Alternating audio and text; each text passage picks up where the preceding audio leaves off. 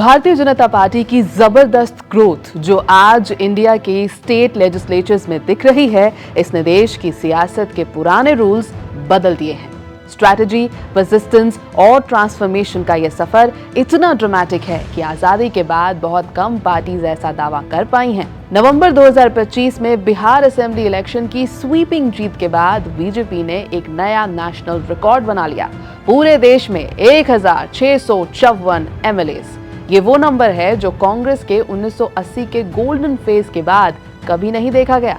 अब party leadership का target और बड़ा है, 1800 एमएलएस का नंबर पार करना और मॉडर्न पॉलिटिकल हिस्ट्री की सबसे पावरफुल लेजिस्लेटिव फोर्स बन जाना।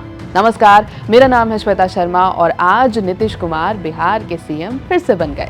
लेकिन बिहार में हुई बड़ी जीत के साथ ही बीजेपी का मैजिक सर चढ़कर बोल रहा है। बिहार 2025 का रिजल्ट बीजेपी कैडर के लिए इलेक्ट्रिक शॉक जैसा था।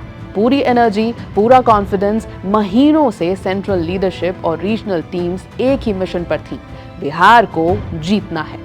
Anti incumbency, cast equation, regional alliances, सबके बावजूद बीजेपी ने न सिर्फ परफॉर्मेंस बूस्ट किया बल्कि अलायंस को भी विनिंग साइड पर पुश कर दिया। पटना से दिल्ली तक ऑफिसेज में सेलिब्रेशन हुआ, पर पार्टी का मूड सिर्फ खुशी का नहीं, डिटर्मिनेशन का था।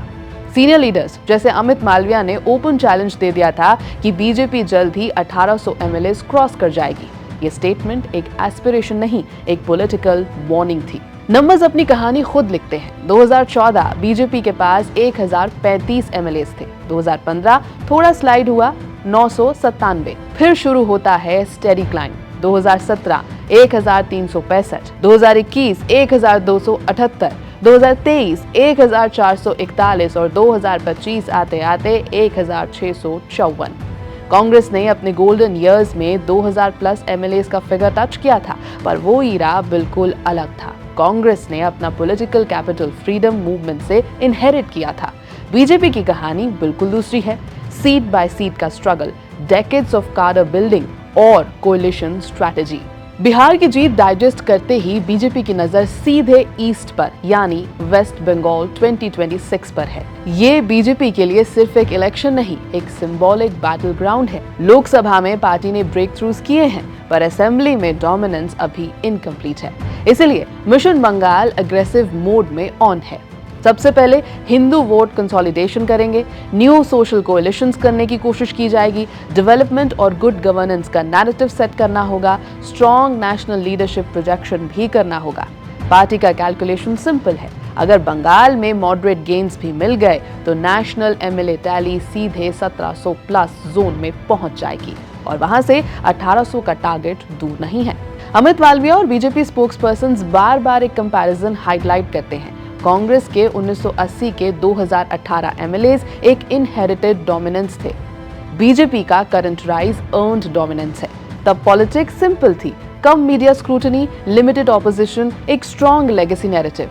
आज का पॉलिटिकल वर्ल्ड हाइपर कंपेटिटिव है, मल्टी पार्टी वाला है और वॉलेटाइल है।